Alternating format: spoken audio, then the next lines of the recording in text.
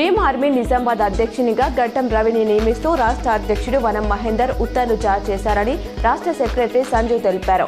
అలాగే working president Sainath, జిల్లా కార్యదర్శిగా సాగర్, ఆర్గనైజింగ్ సెక్రటరీ అబ్దుల్ మసాద్, సభ్యులుగా రజని, రవనీకాంత్, స్వాతి, రజిత, దయానంద్, సుమన్ నియమితులైనట్లు ఆయన తెలిపారు.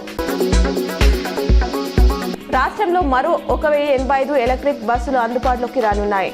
ఒలెక్ట్రా గ్రీన్ టెక్ లిమిటెడ్ అనుబంధ సంస్థ ఎవే ట్రాన్స్ ప్రైవేట్ లిమిటెడ్ నుంచి 1800 కోట్లకు టీజీఎస్ఆర్టీసీ బస్సులను కొనుగోలు చేసింది. వీటిలో 1025 నాన్ ఏసీ బస్సులు కాగా 60 ఏసీ బస్సులు ఉన్నట్లు ఎలెక్ట్రా గ్రీన్ టెక్ రెగ్యులేటరీ ఫైలింగ్లో వెల్లడించింది. రాజకీయ విభేదాలు ఉన్నప్పటికీ దాడులకు పాల్పడడం అత్యంత ఏయమైన చర్య అని నిజామాబాద్ అర్బన్ ఎమ్మెల్యే ధన్పాల్ సూర్యనారాయణ అన్నారు. కామారెడ్డి ఎమ్మెల్యే కాటిపల్లి వెంకటరమణారెడ్డి నివాసంపై కాంగ్రెస్ నేతలు దాడి చేసిన నేపథ్యంలో ధన్పాల్ సోమవారం ఆయన నివాసానికి వెళ్లి పరామర్శించారు.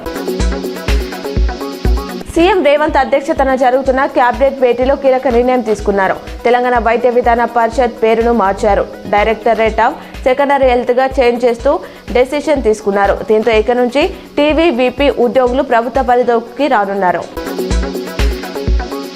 హైదరాబాద్ మెట్రో రైలుపై రాష్ట్ర ప్రభుత్వం కీలక నిర్ణయం తీసుకుంది. మెట్రోను పూర్తిగా తన చేతిలోకి తీసుకోవాలని కేబినెట్ నిర్ణయించింది. ఎల్ఐఎన్టీకి ఉన్న రూ13,000 కోట్ల అప్పును ప్రభుత్వమే భరిస్తుందని సమాచారం. అలాగే ఆ సంస్థకు ఈక్విటీ కింద 2,000 కోట్లు చెల్లించనున్నట్లు తెలుస్తుంది.